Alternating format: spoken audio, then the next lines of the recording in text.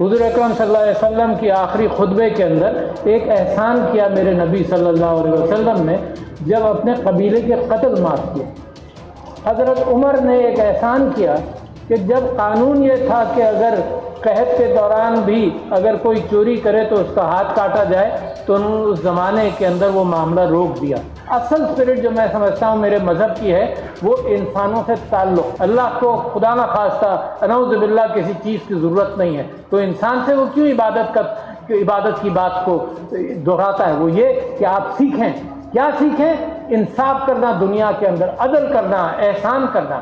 تو بڑی کیفیت پیدا ہوتی ہے دل میں کہ یار دنیا تو فانی ہے، مگر پھر بازار میں آتے ہیں تو دنیا فانی نظر نہیں آتی۔ یہ پچھلے 1300 سال سے میں آپ کو سمجھانا چاہتا ہوں کہ دیر از نو لا بک ان اسلام ایکسپٹ اللہ کی کتاب۔ میں اپنے آپ کو ان معاملات کے اندر ان پڑھ سمجھتا ہوں، مگر کچھ جسارت کروں گا، کچھ باتیں آپ کے سامنے رکھوں۔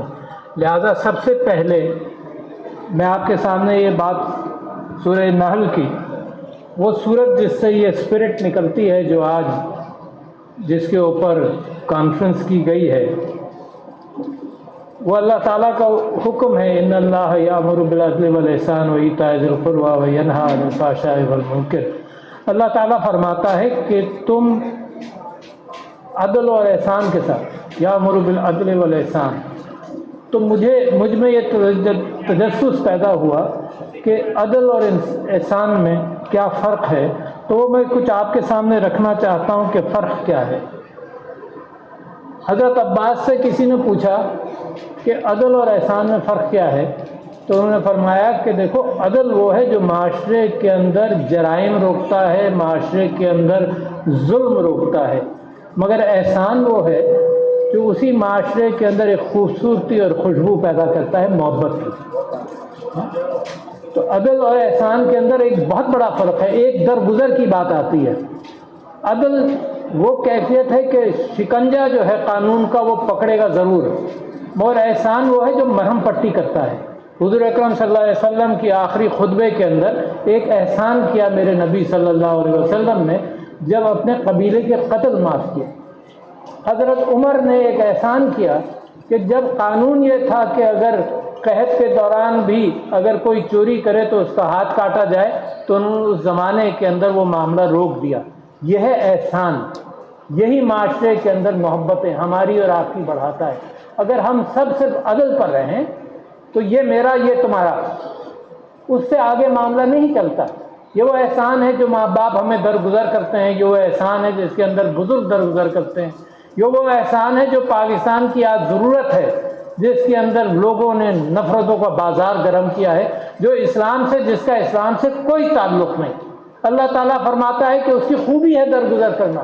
میرے نبی صلی اللہ علیہ وسلم کو حضرت عمر نے وہ دوچھتی پر ایک دن آرام سے سو رہے تھے، جب اٹھے کروٹ لے کر تو مسکرا رہے تھے، حضرت عمر ان کے پاس بیٹھے تھے۔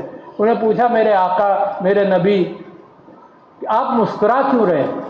تو حضور نے فرمایا کہ فرشتہ جب میں سو رہا تھا تو فرشتہ مجھے جنت کے مدارج دکھانے لے گیا۔ پہلا درجہ یہ تھا جس کے اندر بڑی خوبصورت مکان تھے، بہت خوبصورت کیفیات تھیں۔ تو میں نے فرشتے سے پوچھا یہ کون سا درجہ ہے جنت کا؟ تو فرشتے نے کہا کہ یہ وہ درجہ ہے جس میں لوگوں نے اپنا انصاف کرا دیا، لوگوں نے جس نے بد کلامی کی تھی تو اس کے پاس سے نیکیاں اللہ نے اس میں جھولی میں ڈال دی، سب لوگوں نے برابری کر لی اللہ تعالیٰ کے عدل اور انصاف کے اعتبار سے۔ پھر دوسرا درجہ فرشتے نے، حضور نے پوچھا کہ دوسرا درجہ کون سا ہے؟ تو فرشتے نے کہا کہ وہ درجہ ہے جس میں لوگوں نے زندگی میں دوسروں کو معاف کیا۔ کیا بات، یعنی اپنا اللہ کے یہاں جانے سے پہلے لوگوں کو معاف کر گئے۔ تو اللہ وہ صورت پسند کرتا ہے، اور میں سمجھتا ہوں اس معاشرے کی ضرورت ہے، اور میں آپ سے اس کا ذکر کروں گا کہ کس طرح سے یہ ضرورت ہے۔ اسلام کے اندر قانون کی کیا اہمیت ہے، ذرا سا آج کے اسٹیٹ نیشن کے قوانین سے ذرا سا فرق رکھیے گا۔ میرے نبی صلی اللہ علیہ وسلم کا مدینے کے اندر، مکے کے اندر جو دور گزرا وہ لوگوں کے ساتھ ہمدردی اور محبت کا گزرا، یہ تو سب جانتے ہیں نا۔ جو ہر ایک کی فکر کرتے تھے، انصاف کرتے تھے، لوگ ان کے اوپر بھروسہ کرتے تھے، اور مدینہ کے اندر یہی چیز، اسی چیز کا پرچار ہوا۔ وہ ریاست تھی پہلے مکے کے اندر، وہ ریاست تھی، وہ زمانہ تھا جس میں اور بچیوں کو دفن کیا جاتا تھا، ظلم کر، ایک ایلیٹ کیپچر تھا، جو آج کل ایک اصطلاح استعمال ہو رہی ہے کہ ایلیٹ کیپچر، یا اشرافیہ جس طرح سے معاشرے کے ریسورسز پر قبضہ کرتے ہیں، یہ وہ ایلیٹ کیپچر تھا۔ اور میرے نبی صلی اللہ علیہ وسلم وہاں پر کمیونٹی کے اعتبار سے انصاف اور احسان اور ہمدردی پیدا کرتے ہیں۔ جب مکے پہنچے تو لوگوں کے نمبر بڑھ گئے، جب لوگوں کے نمبر بڑھ گئے تو یہ ضرورت پڑی کہ وہ جو احسان انڈیویجول لیول پر ہو رہا تھا، وہ جو کمیونٹی کے ساتھ اسلامی معاشرہ تعمیر ہو رہا تھا، اس کو اب کوئی نظم دیا جائے۔ تو وہ نظم ریاست کہلائی، وہ نظم ریاست کہلائی، نمبر کے بڑھنے سے ریاست کہلائی۔ ورنہ اصل اسپرٹ میرے مذہب کی یہ ہے، اسی وجہ سے میں اپنے آپ کو ان پڑھ کہہ رہا ہوں، اصل اسپرٹ جو میں سمجھتا ہوں میرے مذہب کی ہے، وہ انسانوں سے تعلق۔ اللہ تعالیٰ کو ایک ایک ذرہ، ایک ایک چیز اللہ کی عبادت کرتی ہے، اللہ کو خدا نہ خواستہ اعوذ باللہ کسی چیز کی ضرورت نہیں ہے، تو انسان سے وہ کیوں عبادت کی بات کو دہراتا ہے؟ وہ یہ کہ آپ سیکھیں، کیا سیکھیں؟ انصاف کرنا دنیا کے اندر، عدل کرنا، احسان کرنا۔ اصل مذہب کی اسپرٹ یہ ہے کہ میرا اور آپ کا تعلق کیا ہو۔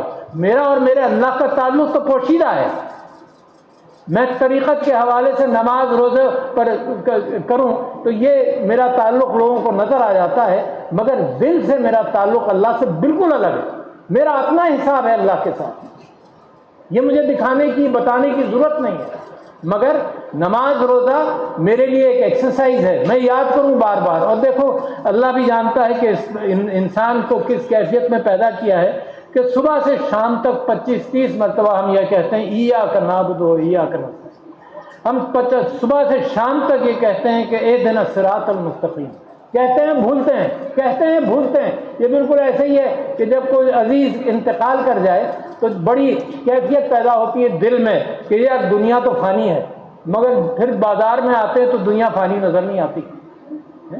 تو یہ بھی یہی کیفیت ہے، تو لہذا اللہ بھی کہتا ہے کہ سارے دن تم اس کے متعلق یاد دہانی کرو اور رٹی رٹائی بات کرنے سے گریز کرو۔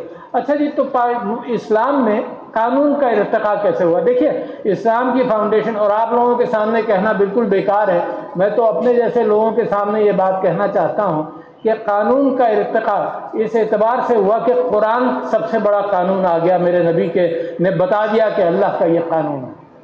اس کے بعد میرے نبی کی زندگی اسوہ حسنہ دوسرا قانون بنا، جس کا انٹرپریٹیشن قرآن کے ساتھ مل کر وہ ان لوگوں کا قانون بنا۔ تیسرا صحابہ اکرام نے کس طرح سے اس بات کو سمجھا۔ 3 چیزیں ہو گئی۔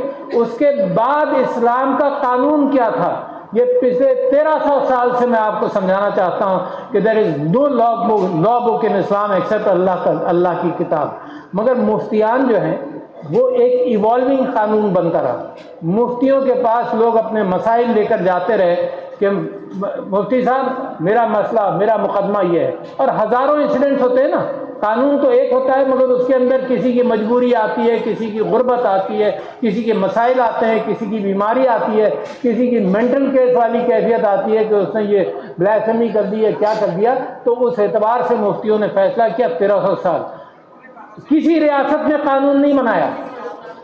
یہ بڑی اہم بات آپ کے سامنے کہہ رہا ہوں، اور جو اس میں کچھ دیکھنا چاہے وہ وائل بی فلاح کی کتاب ہے دا امپاسبل اسٹیٹ۔ اس کا عنوان ایسا تھا کہ میں نے پڑھی اور پھر میں نے چیف جسٹسز آف دا شریعت کورٹ اور چیف جسٹسز آف پاکستان ان سب لوگوں کو بھی بانٹی کہ اس کی اسپرٹ یہ ہے کہ اسلام کا قانون جو بنتا گیا وہ تو کمیونٹی کے ساتھ بنا، وہ کسی اس طرح سے نہیں بن گیا کہ ریاست کے بادشاہ نے یہ فیصلہ کیا آج سے یہ قانون ہوگا، ایسے نہیں بنا۔ یہ واحد قانون ہے دنیا کے اندر جو کمیونٹی کے ساتھ ایوالو ہوا ہے 1300 سال کے اندر۔ ریاست نے کب قانون بنانا شروع کیے؟ جب ظلم و جبر کی انتہا ہوئی 13ویں صدی میں، 14ویں صدی میں، جب چرچ نے بڑا ظلم کیا یورپ کے اندر۔ اچھا ارتقاء وہاں ہو رہی تھی، مسلمان اس زمانے میں زوال پہ جا رہا تھا، ارتقاء وہاں ہو رہی تھی۔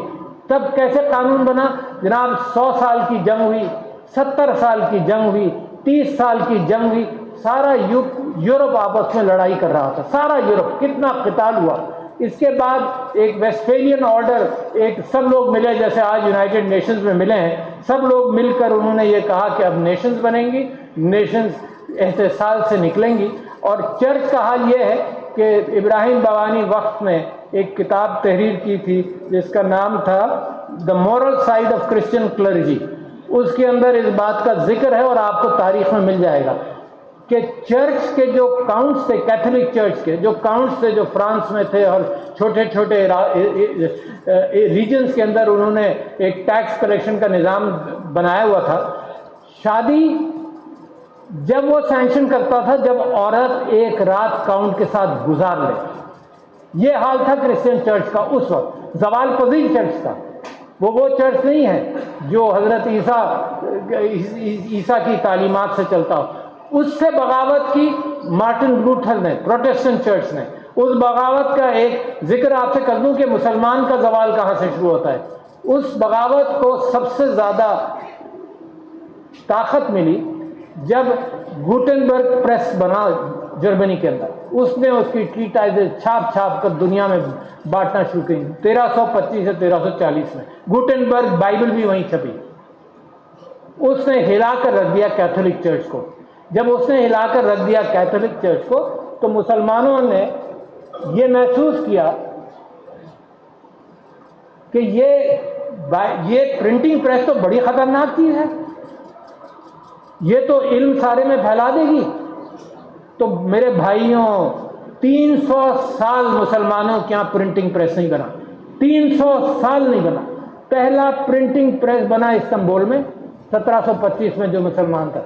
اس کے اوپر پابندی تھی کہ عربی زبان، عربی الفاظ نہیں استعمال کرو گے. لیٹن میں جو مرضی آئے لکھو. 13-14 سال وہ چلتا رہا. تو 300 سال علم انتظار نہیں کرے گا کہ اللہ تعالیٰ کے محبوب نبی کی امت کو ایج دے دے. اللہ کا بھی اپنا قانون ہے. تو مسلمانوں کو آج بھی آپ دیکھیے جس چیز سے گھبرا جاتا ہے مسلمان اس کو پہلے روکنے کی کوشش کرتا ہے بجائے اس کے کہ اس کو سمجھے.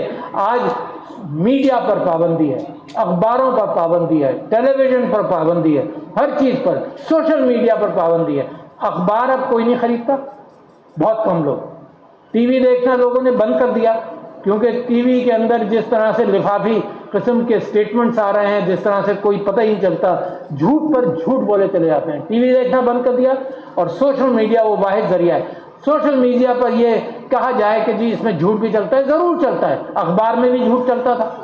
میرے نبی صلی اللہ علیہ وسلم کے زمانے میں جھوٹ چلتا تھا. جب اللہ تعالیٰ نے قرآن کی وہ آیت نازل کی کہ اگر کوئی تم کو جھوٹ بتائے، فیک نیوز، تو اپنے نبی سے پوچھ لو، تصدیق کر لو. اس زمانے میں بھی جھوٹ چلتا تھا. تو کوئی ایجنسی بند کر دینا کہ اس میں جھوٹ ہے. اس وقت آپ یہ دیکھیے کہ 8 فروری کو جو آپ نے عکاسی کی قوم کی، وہ ٹویٹر بند تھا، سوشل میڈیا بند تھا، سب کچھ بند تھا. ٹی وی پر بھی کچھ نہیں آ رہا تھا. سینہ بسینہ جو مسلمانوں نے آپس میں بات کی ہے، سمبل بھی لے لیا قاضی فائز عیسیٰ نے. ایک ظلم کیا. کہاں وہ تقریریں کر رہا تھا انگلینڈ کے اندر کہ جی سمبل تو بے انتہا ضروری ہے.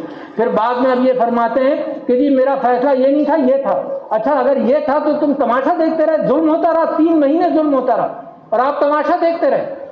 اور آج آپ کو خیال آیا کہ یہ ظلم نہیں تھا. تو میں آپ کے سامنے یہ بات کہہ رہا تھا کہ جب ویسٹفیلین آرڈر بنا تو سارے چرچ نے، سارے یورپ نے یہ طے کیا کہ چرچ کو نکالو، سیکولر بنائیں گے ہم ریاستیں. اور نتیجہ یہ ہوا اور یہ امید لگائی کہ انسانیت پر بھروسہ کریں گے، انسان کو انسان سے ہمدردی ہوگی، اس پر بھروسہ کریں گے. مگر جو قتال کی کیفیت ہے جو 20ویں صدی میں ہوئی، 10 کروڑ لوگ پہلی جنگ عظیم میں، 10 کروڑ لوگ دوسری جنگ عظیم میں، اور آج بھی وہ قتال کی کیفیت میرے بھائی جاری ہے، آج بھی جاری ہے.